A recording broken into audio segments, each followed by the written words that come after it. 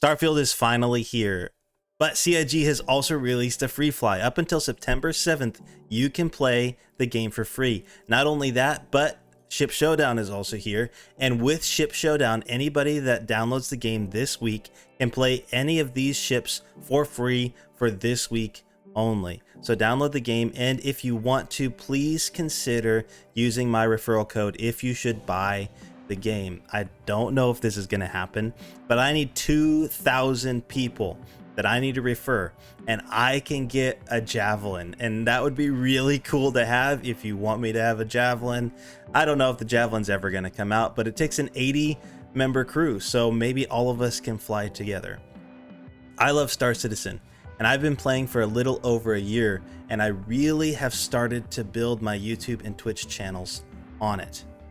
In the last year, I've spent time in the game almost on a nightly basis.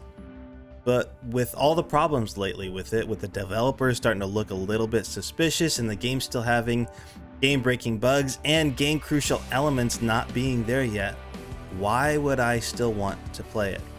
Hello, my name is Habanero Sauce, and thank you for watching.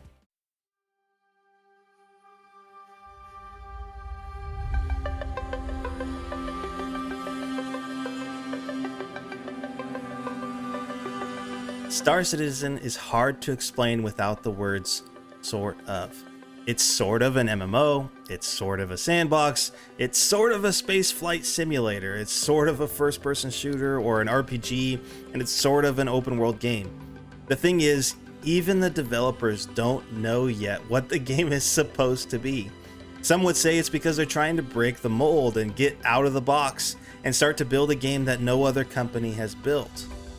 But others would say that it's really because they don't know what they're doing, and we don't know what this is supposed to be yet, so none of those things are going to be fleshed out very well. So why would I want to play this game?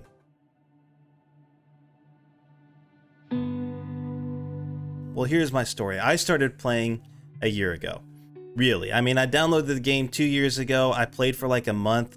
During that time, every time you spawned a ship and you exploded, you lost all of your components, and I would explode like 5 minutes into the game. I was not very good, but at a stage in my life, I was needing some type of escape. I wasn't liking my job very much. I needed somewhere to go, and this space simulator, I just started watching The Expanse, and I was like, man, I really want to experience this sort of level of sci-fi in the game.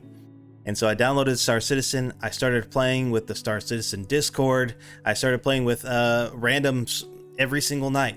But then 2 weeks into that, someone reached out to me and said, hey, I run this org called the Ragtag Mercs. And I joined, and within 2 weeks, they liked my ideas. And so then I was able to start implementing some changes. And all of a sudden, where I didn't feel like my leadership was really doing anything IRL, I was able to do something with it with this game. I built a community, or I helped build a community from 40 members to around 500. And that doesn't mean 500 active people, but it was a really fun time. We're the Ragtag Mercs. We believe anybody, regardless of skill, time, or money in game, can be a mercenary. And so we found a game loop where other orgs need PvPers. And there is a hole in this game where there's the upper echelon of really top tier PvPers, and then the low ballers that don't know how to PvP, and there's nothing in the middle. So we became that thing in the middle, and people have come to us in troves, and we've been able to have a lot of fun with that, and we sell our services to other orgs. And in a year of play, I have not gotten bored yet. Every single time I get on to play the game, there's something new to do. And it's been something that keeps on giving. Every single time a client hires us, we do something new. We have a new experience. And even if it's a bad experience, it's something memorable that we can share together. But here are the reasons why I still play this game.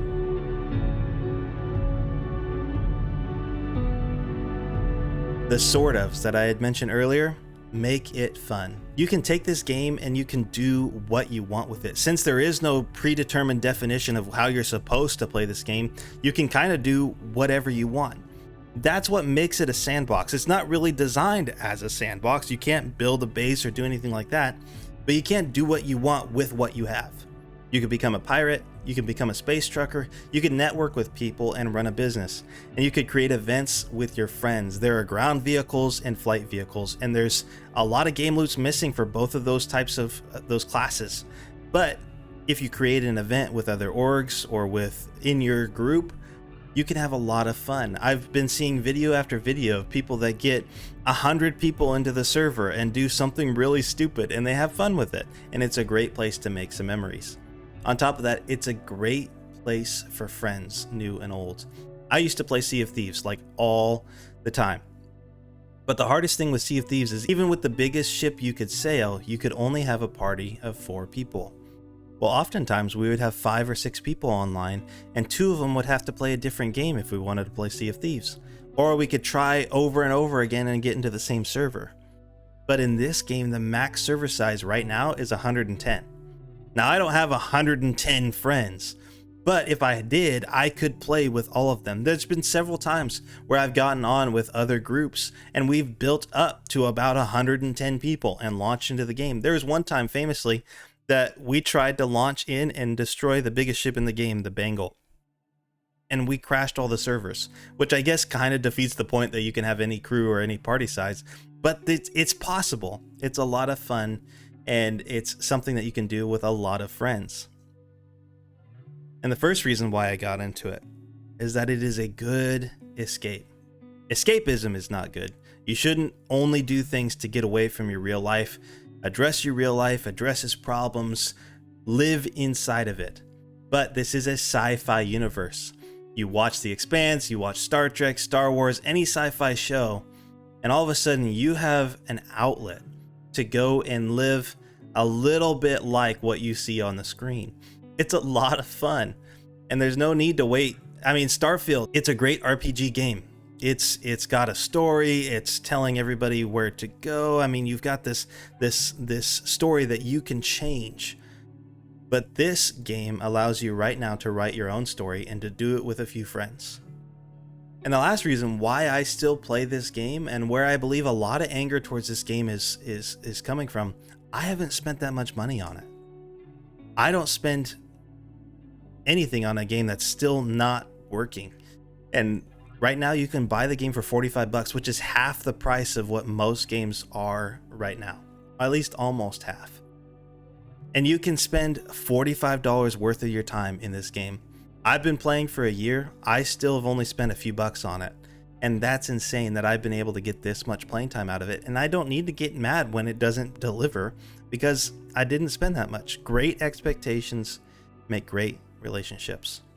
Well, those are 4 of the reasons why I still play this game. If you want to play with me, the Discord link is in the description below. Hey, this game is a great place to escape, but your life is a great place to live. So be there or be square, because if you aren't there, no one will see you around.